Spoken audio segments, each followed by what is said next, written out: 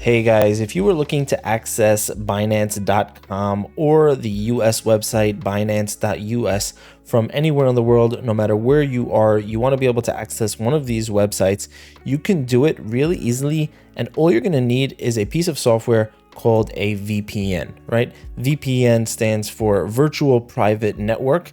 And what it's going to do is two things. It's going to keep all of your data private and secure so nobody can access it. Nobody will know what you're doing with this VPN here, ExpressVPN, and the other VPNs I'm going to talk about in this video. Not even the VPN themselves knows what you're doing online. So your data is kept really private. And on top of that, part of that privacy is that using the VPN, you can make it seem as if you're somewhere else in the world when you're using the internet. So for example, if you were in Europe and you wanted to access Binance.us, you can do that with VPN.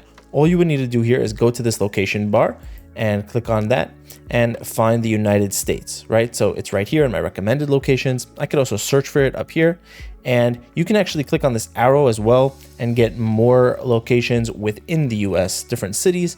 So let's say I wanted to go with New Jersey, right? I could just click on that and it'll switch me over to this one, New Jersey 3. Just X that, go over to the connection button, click connect, and that's all there is to it. I'm connected now up to a server, a computer in New Jersey.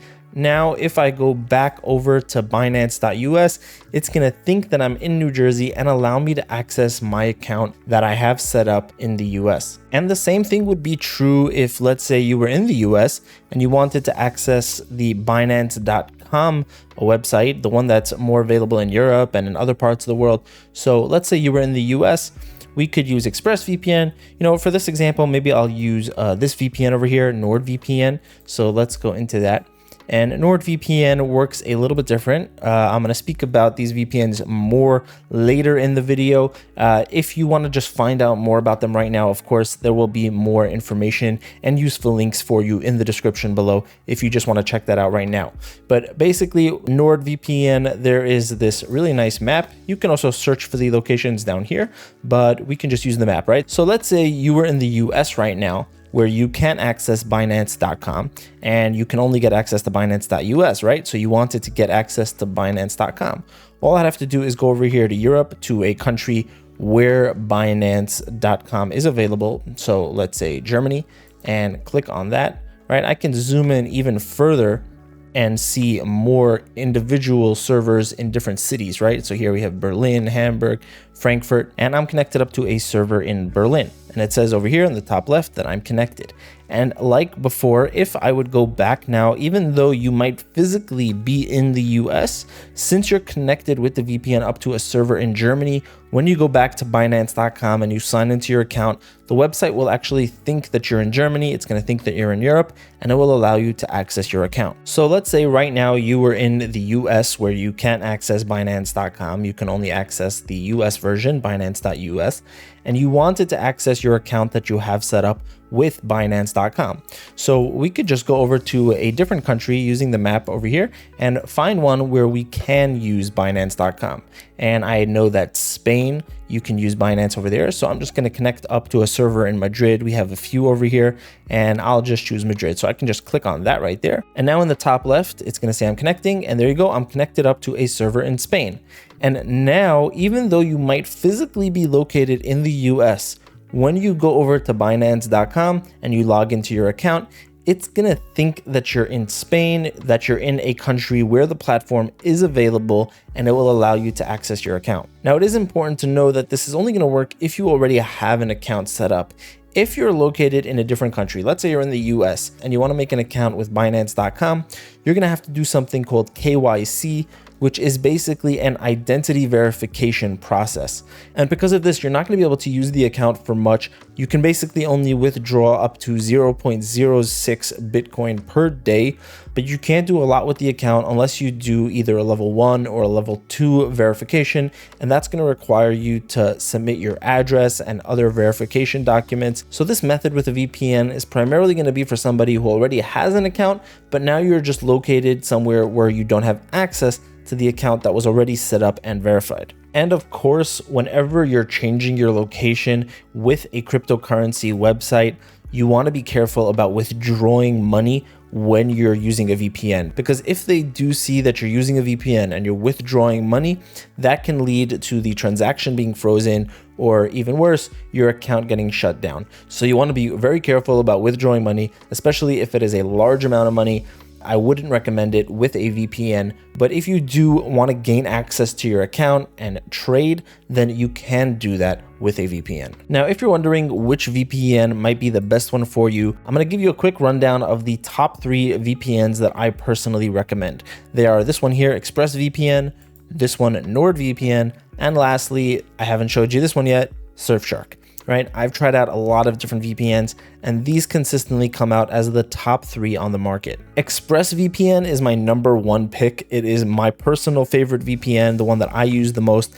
It's just super simple and easy to use. And while it doesn't have a lot of features in the VPN itself, that's because there is a lot going on behind the scenes. All of its servers are optimized for streaming content, so you can watch TV shows or movies that are only available in a different part of the world, let's say on Netflix or Hulu or some other streaming site, whatever it is, you can do that with Express. All the servers are also optimized for gaming and torrenting, and it also has built-in obfuscation, which means that the VPN works to hide the fact that it is a VPN, making it very hard for any website that you visit to realize that you're using a VPN. So because I like a VPN that's simple and I can just set it and forget it, and it's just stable, it's fast, they have good customer support, that's why ExpressVPN is my top pick. Oh, and I almost forgot to mention, ExpressVPN has the most third-party security audits of any VPN that I know of, meaning that they have had outside companies come and test their systems and show that they don't keep any user information local on their own servers, right? I mentioned that at the beginning of this video. These VPNs have been tested by outside companies to ensure that not just your internet service provider or the government doesn't know